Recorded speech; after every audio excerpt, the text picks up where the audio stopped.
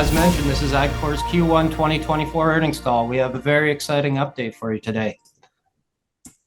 Today, your host will be myself, Nick Campbell. I'm the head of investor relations here at Adcore. You'll have Omri Brill, CEO and founder, and Amit Konforty, CFO. The agenda for today is we'll begin with some forward-looking statements, followed by the CEO opening remarks, and then the CFO financial highlights, and finally Q&A. If you do have a question that comes up during this call, please feel free to use the submit a question feature in Zoom, and we will answer those at the end. So before we begin, these are the forward-looking statements you should be aware of when listening to this call. Please note these statements that are made today are forward-looking in nature. They may be projections about the business's future performance and plans, but please bear in mind that these statements are inherently uncertain as they are subject to various factors outside the business's control. At this time, I will give you about 30 seconds to a minute to review this statement before we move on. So I'll let you do that now.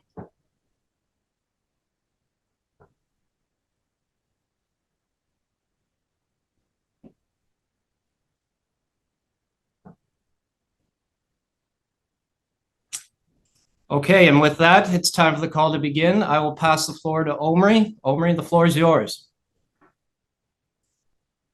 Thank you so much, Nick, and good morning, everyone. It's my pleasure to discuss today the company results for Q1 2024, and let me start by sharing my presentation.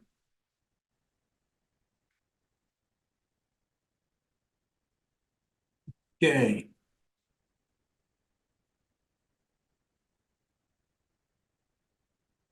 So, all in all, I don't know if you had a chance to view the results already. We issued a PR and the results are already out there, but I would say that operational efficiency boosts the company gross profit and gross margin for this quarter, and we are all in all very happy with the results we've been able to achieve during Q1 2024.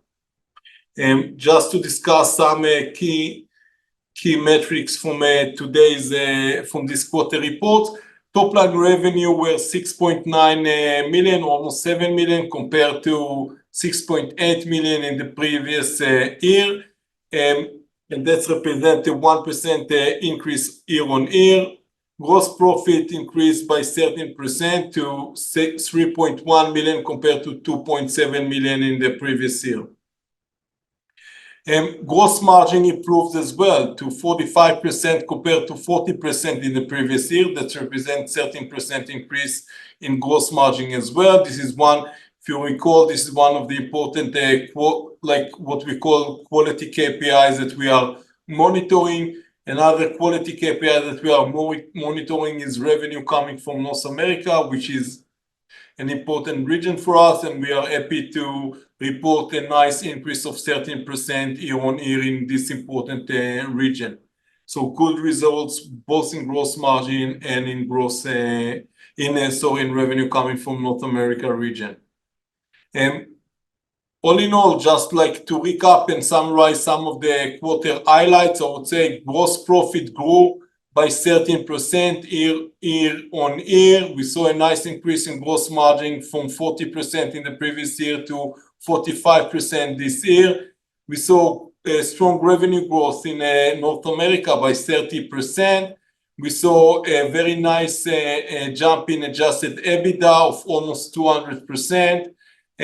We had a positive shift in cash flow from a usage of almost 1 million in cash for operation in Q1 2023. We're now flat in Q1 2024, so that means it's a big improvement in net cash flow in this quarter compared to the previous year as well. And client concentration also improved from 56% that we had in the previous year to 42% this year. So I think, like, all in all, a lot of very good metrics across, I would say, almost across the board. Midline, bottom line, balance sheet, all the metrics look very positive for us in this quarter. And if you recall in the previous call that we held to summarize 2024, we discussed what should be the company goals or focus areas that we want to focus in 2024. And we say, maintaining a strong balance sheet with focus on increased cash reserve. So we are happy to report the cash reserves remain almost the same compared to the previous quarter. And if you historically compare Q1 to Q4, usually we see a drop in cash reserves. So the fact that we've been able to preserve cash reserves in Q1 compared to Q4 is actually a very strong indicator for us regarding company ability to preserve cash. We discussed keeping the gross margin within the 40% to the 50% raise. Yet again, another check with regard to 45, like what we've been able to achieve, 45% in this quarter. And as I mentioned, that's a 13% year-on-year improvement. We discussed achieving double-digit growth in revenue, gross profit, and operational profit. Again, revenue remained more or less, so we saw moderate growth, but both gross profit and operational profit, adjusted EBITDA, we saw a significant improvement, and that's a very solid results for us. And we discussed expanding the company marketing, technology and marketing solution offering. And I encourage everybody to visit the company new website and see all the different, I would say, technology offerings that we have and marketing solutions that we have to see that the company is expanding a lot our offering. So all in all, again, very positive quarter for us. And bear in mind, Q1 historically is the slowest quarter for us in the year, you know, because of seasonality. So the company ability to present a solid quarter in Q1 is a very good indicator for what we believe 2024 can look like. That's also a good opportunity for us to discuss the company, I would say, 4 strategic pillar. Again, what we discussed in the previous call as well. Just a quick recap. So the first pillar is technology and AI, is obviously continue to develop our own proprietary technology and making sure that we are embedded and implementing AI solutions throughout our different technology and application, and obviously using AI in our day-to-day operations as well. The second strategic pillar that we discuss is shift the company focus towards enterprise and aggregator. So this is larger type of, let's say, client that represent bigger opportunity for the company to scale. We discussed focusing on low touch, do-it-yourself type of activity and service offering. Again, scale and efficiency, that's, you know, the main reason behind this strategic decision.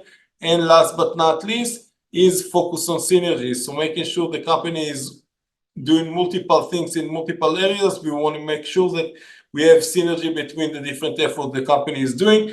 And again, every new, let's say, ventures that the company is doing, any new developments the company is announced, you need to look whether it's go end in end or going in line with this 4 strategic pillar. If the answer is yes, that means that we are doing something in the right direction. And if the answer is no, then this means something is wrong and maybe we should look again whether we should do it or not. Another thing that we discussed in the previous quarter is the I would say some improvement in the stock price. If you look at, let's say, from the bottoms that we saw in 17 cents to now, we saw almost 40% increase. 3 months are at 30% increase, also almost 30%, sorry, 6 months as well. And all in all, we see a positive trend in the stock price, but we still believe it's fairly undervalued, and there's still a lot of money to be made in the Adcore stock. That's at least the company point of view. And this point of view is also backed up by the comparable table. So we put peer companies that are within the MarTech, the EdTech space like Adcore. And you see, if we're talking about gross profit, for example, that you see, it represents a very high potential of almost more than 700% compared to the peer, you know, as a potential for the stock to go up. Again, we not only talk about it, we're also doing stuff around it. And the company bought in Q1 2024 more than 80,000 shares for cancellation. And all in all, in the past 2 years, we bought more than 4 million shares for cancellation and invested almost 1 million Canadian dollar into it. And we believe that once the market gonna see like a more massive uptick within the small cap indices, that Adcore basically can lead this trend because, again, we put a lot of effort in order to cancel a lot of shares, and basically that should be able us to grow more aggressively once the market condition will turn better. Last but not least, we discussed about it in the previous earnings call as well, is the company's social responsibility. There's a lot of actions that we are taking in order to support, evacuated community, now also soldiers wounded by the war as well. And all of them are, I would say, bike related and cycle related.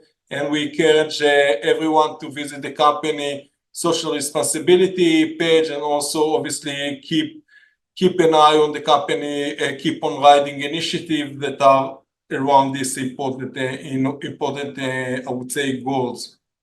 So that concludes my remarks for the quarter. Again, all in all, we believe it's a very strong quarter, a very solid quarter, and a very good start for 2024. And now back to you, Nick, and to Amit. Thank you for your comments, Omri. We'll now move to the CFO financial highlights. Amit, the floor is yours. Thank you, Nick, and good morning, everyone. Just one moment.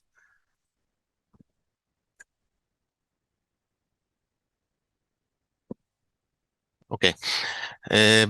Before beginning the financial overview, I would like to remind you that the following discussion will include GAAP financial measure as well as non-GAAP results. All amounts will be presented in Canadian dollars. In the first quarter of 2024, we achieved 45% gross margin and have kept on generating positive cash flows, showing our financial resilience and operational strength. Now let's review in more detail. For the 3 months ended March 31st, 2024, we delivered revenues of 6.9 million compared to 6.8 million in the same period of 2023, an increase of 0.1 million or 1%. Gross profit was 3.1 million compared to 2.7 million, an increase of 0.4 million or 13%. Gross margins for the 3 months ended March 31st, 2024 were 45% compared to 40% in the same period last year. As for operational expenses, R&D expenses for the quarter were 0.6 million compared to 0.4 million in the prior year. The main reason for this increase is we started amortizing additional intangible assets in the 3 months ended March 31st, 2024. SG&A expenses for the quarter were 2.7 million compared to 2.6 million in the prior year. Operating loss for the 3 months ended March 31st, 2024 was 0.2 million compared to 0.3 million in the same period last year, a decrease of 0.1 million or 31%. Net loss for the 3 months ended March 31st, 2024 was 0.4 million compared to 0.6 million in the same period last year, a decrease of 0.2 million or 39%. Moving on to total revenues and gross profit. As you can see on the left side of the slide, in Q1 there was a moderate increase in revenues. However, we see a significant 13% increase in gross profit, accompanied by a significant rise in gross margins from 40% to 45%. As for geographical revenue breakdown for Q1 2024, we see a significant growth of 30% year-over-year in North America, which is mainly due to acquiring new clients. APAC revenue saw an 8% year-over-year increase, which is similarly driven by acquiring of new clients.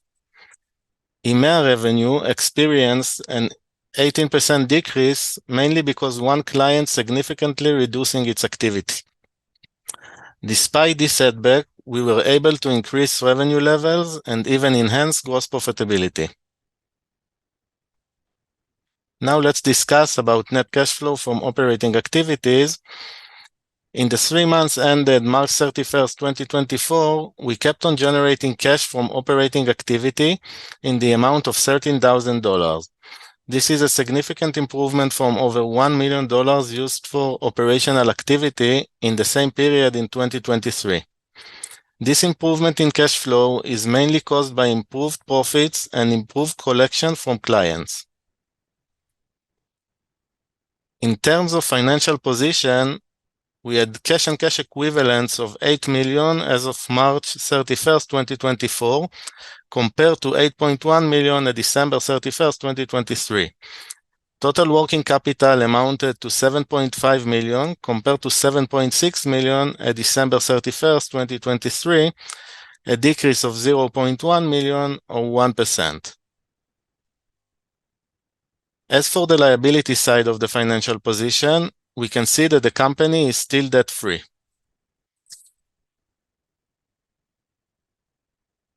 Regarding adjusted EBITDA, the quarterly non-GAAP results reflect adjustment for the following items: depreciation and amortization and share-based payment. For the 3 months ended March 31st, 2024, adjusted EBITDA was $201,000 compared to $68,000 for the same period in 2023, showing a significant increase of $133,000 or 196%. With that, I will turn the call back to Nick. Thank you, Amit, for those comments. We will now move on to the Q&A session. We have had a number of questions submitted, so let me just see here. We'll begin with the first one. This question is from Ryan. He says, cost of revenue has dropped year over year on the same amount of revenue. What is driving the cost savings?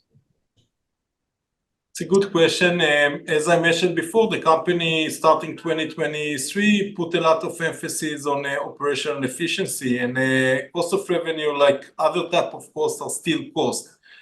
So the company ability to save on cost or be lean on cost is across the board, and cost of revenue are no exception in that regard. Thank you, Omri. Another one from Ryan here is the North American region has shown strong growth this quarter. Is this expected to continue?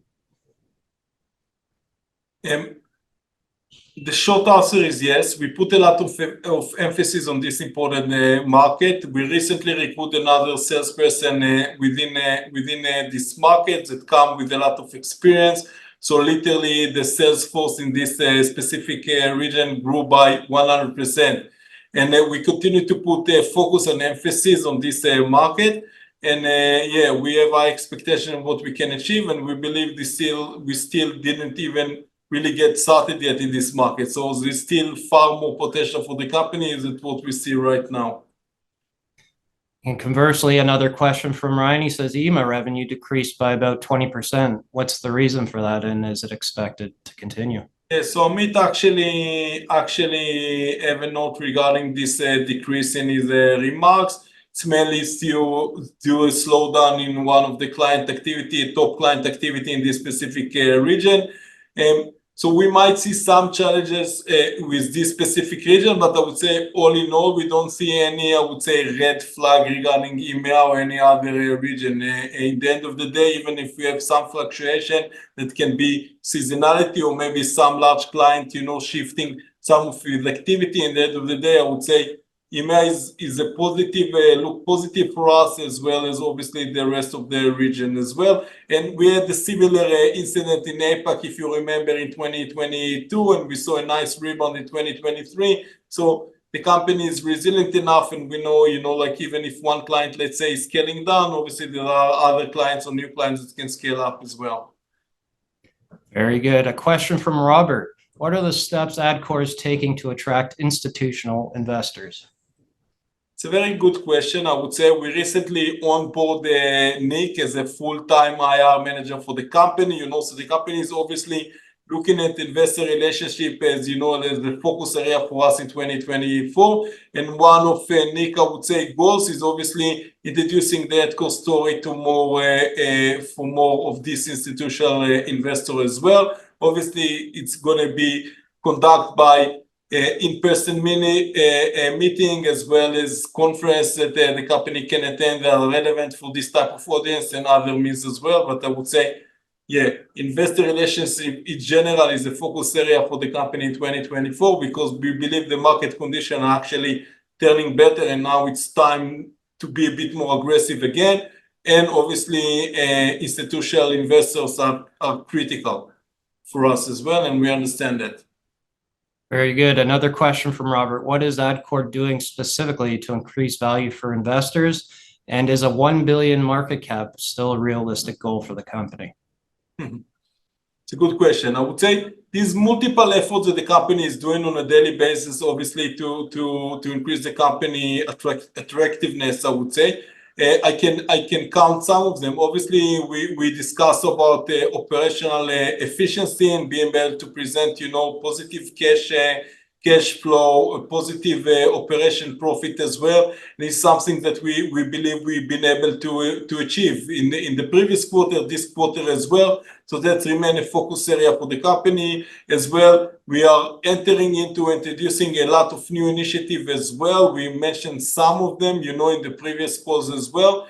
We are now becoming more and more aggressive in terms of sales capabilities and marketing capabilities. So obviously that will take time to see the full effect of it, but we literally almost double up our sales force, not only in North America, but across the globe. And obviously marketing is yet another focus area for us. And we mentioned IR, having Unique as a full-time employee, only focus on IR as part of the Adcore team as well. I think like I mentioned before, there's multiple efforts the company is doing.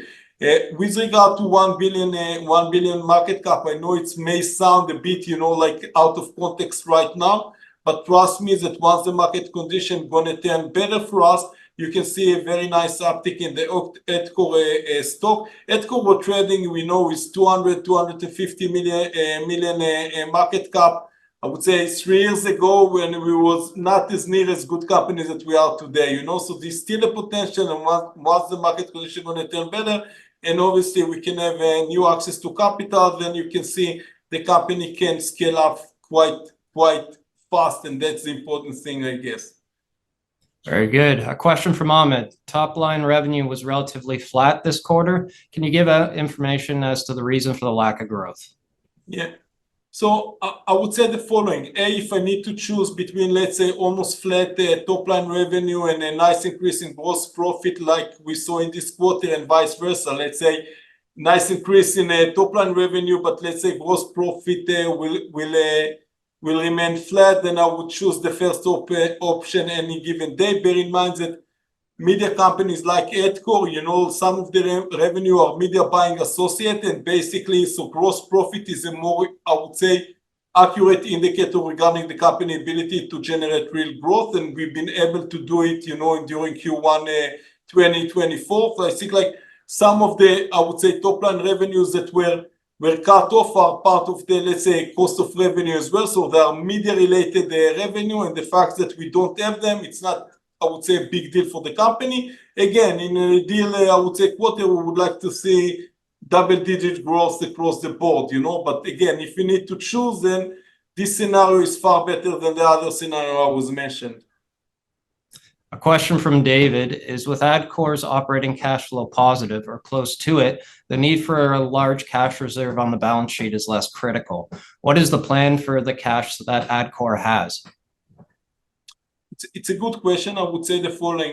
We achieved, let's say, this type of operational efficiency in the last 2 quarters or so. So let's wait and see that we can maintain it for, let's say, another 1 or 2 quarters before we can become more aggressive. Also, it's very much depend on the market condition as well. Once we see the market is reopened and we can have better access to capital if needed, obviously stock price need to be much higher.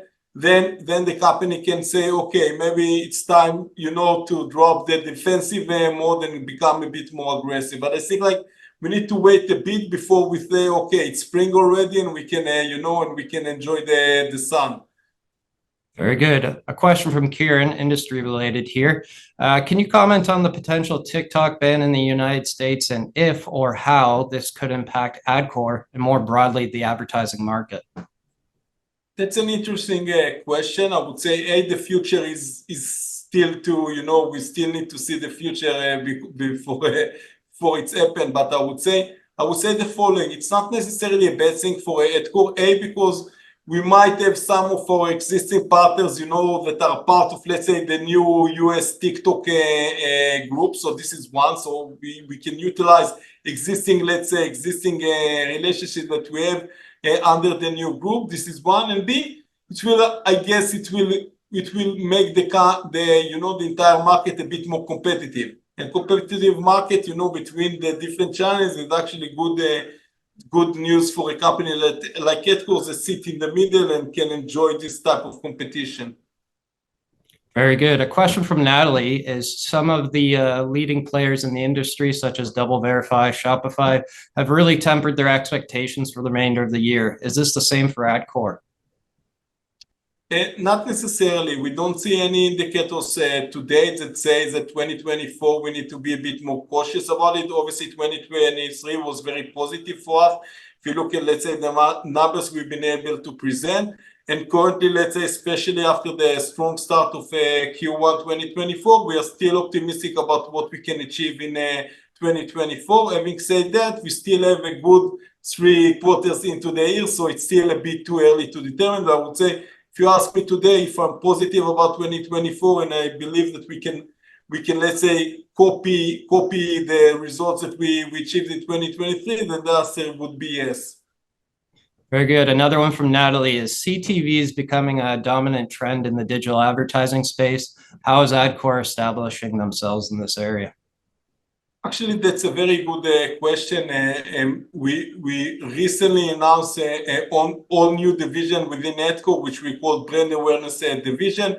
And under this division, we're going to offer CTV, we're going to offer programmatic advertising, we're going to offer digital outdoor advertising as well. So all of that become a focus area for Adcore. We already have, let's say, established relationship with leading players within this industry. Some of them can be, let's say, Microsoft Invest, that all the entire inventory of, let's say, CTV for Netflix, for example.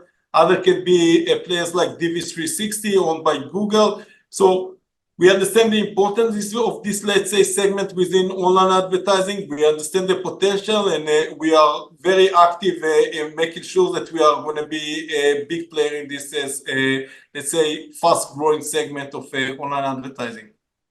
Very good. Just one final question here is: what marketing initiatives are you taking in North America to help with new client acquisition?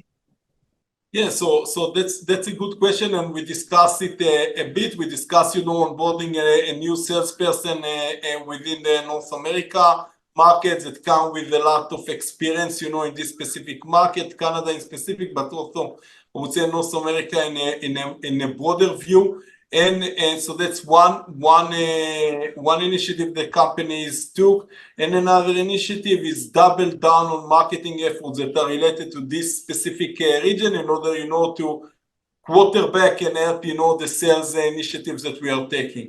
So marketing, let's say, lead the way, or quarterbacking, the salesperson, and then obviously the salesperson, take it from there. Very good. Thank you, Omri. That concludes the questions we had for today. If you do have any questions, please feel free to send an email to investors@Adcore. We thank you for your time and joining the call today. Have a great day, and thank you.